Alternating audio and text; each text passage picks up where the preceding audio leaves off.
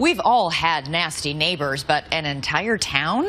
Think how annoyed you get when just one person honks at you. Now imagine all your neighbors driving by sitting on that horn 24/7. Are they tormenting one family, or did that family wear out its welcome? We want you to decide. Here's Paula Ferris.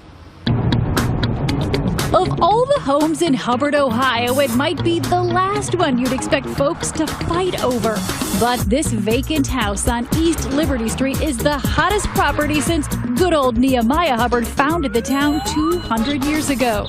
Oh, what a fuss over a little fixer-upper. This all started in 2007 over a simple real estate deal, correct? Right. It was the property next door here.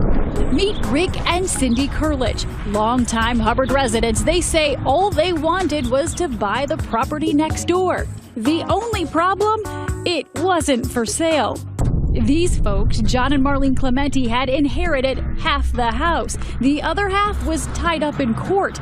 But Rick Kurlich tried to buy it anyway, even though it had been in the Clementi family for generations. I says, well, you're not getting my land. And I said, that's not right. It's my family since 1922. How could you do that? The Clement family called me up and they told me to take my bid off the table. And if I didn't take my bid off the table, we'd be bitter enemies for life.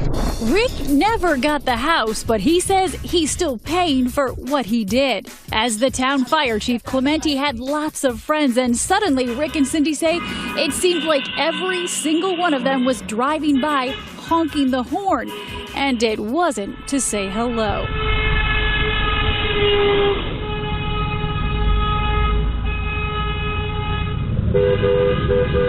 The Clement family conspired together to organize a horn-blowing campaign against us.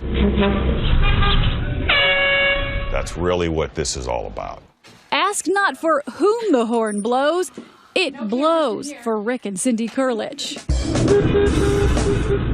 In the beginning, it was 100 times a day. 100 times a day? 100. So they began planning their payback. Their house now bristles with expensive surveillance cameras. As we were looking them over, just watch what happened. The last camera is down here on the tree. Okay. Oh, somebody just honked their horn. Did you hear that? Yeah, it's never Was that ending. a friendly honk? Probably not. Okay. Rick says his ear is now finely attuned. You can tell an import horn from a domestic horn. Who are these horn blowers? Not just people in the town, but people who work for the town. Firefighters, including some from the department John Clementi ran, and police. Here's one of Hubbard Township's finest, not serving, not protecting, just honking. It's enough to wake the dead. This hearse caught 10 times. And would you look at this? The horn on the bus goes. An education for Hubbard's next generation of horn blowers. Rick and Cindy renamed their dining room the evidence room. Wow. There's more in the basement. There's hundreds and hundreds of photographs and discs and stuff here. You're like a detective. So when did people start blowing the horns? Were you recruiting people, telling them to get this guy out of town? That's what he tells everybody. John says he can explain everything. His son's girlfriend and some of her friends would occasionally blow the horn, but he says that was just their way of saying goodbye. When they would leave the house, the girls would toot the horn just to let them know they're leaving. A little toot? Yeah, Rick says, like this car leaving the Clementi's driveway at 4 in the morning. Does the city of Hubbard have a horn-blowing epidemic? An epidemic? No. We do have a problem in one particular area.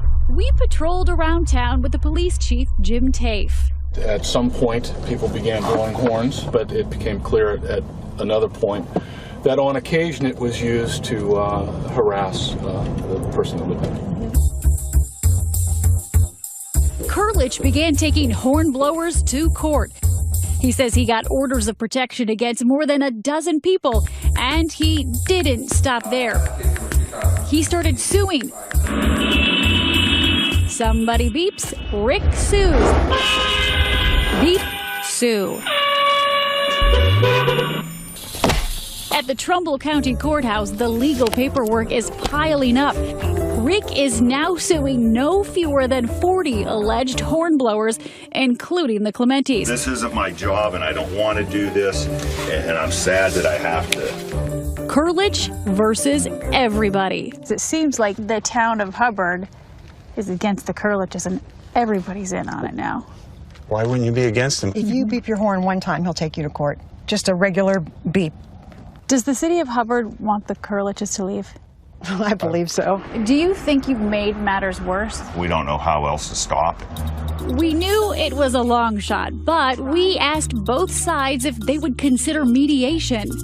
We would love it for it to stop, but how do you get everybody in Hubbard to come to a meeting and say stop? Now there's a thought. Get everybody in Hubbard to come to a meeting. I don't know. Oh yeah, Rick, that's just what we're gonna do. It's the 2020 Barbecue Peace Summit. Yeah, all right. But will the warring parties or anyone else bother to show up?